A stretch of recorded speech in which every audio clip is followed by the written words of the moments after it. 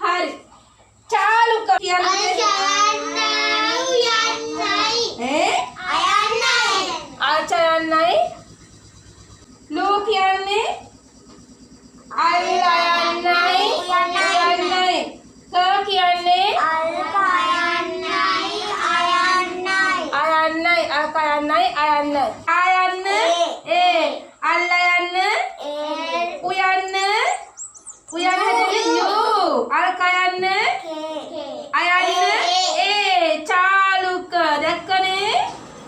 චාලුක හැදුනා. දැන් බලමු තමර හැදෙන්නේ කොහොමද කියලා. මට කියන්න කයන්න කඩන්න බලන්න දෙකට. ත අල්කයන්නයි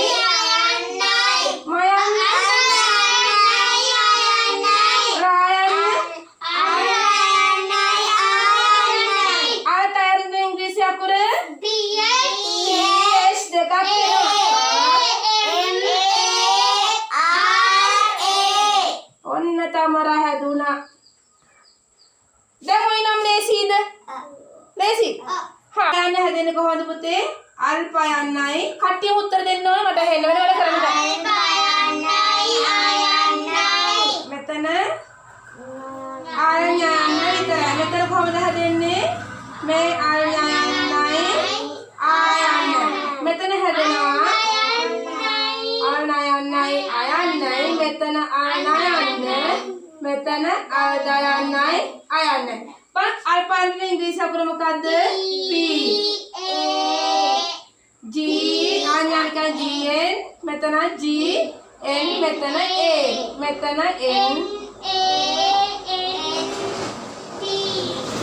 පුතේ මේ ඔයාලට පේන G N දෙකක් තියෙනවා. මෙහෙම G N දෙකක් තියෙද්දි අපි ලියන්නේ නෑ. පඤ්ඤානන්ද කියලා ලියන්නේ නෑ. එතෙන්දී අපි මොකද්ද කරන්නේ?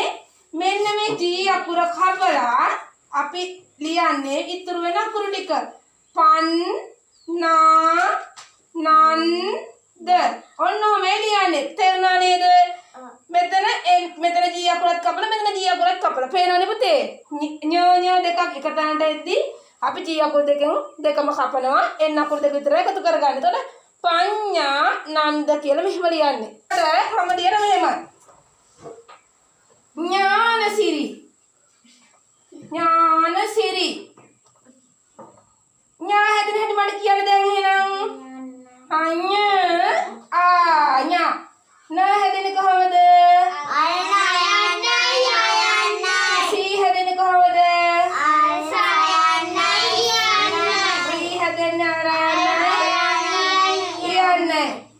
G N A N A S I R.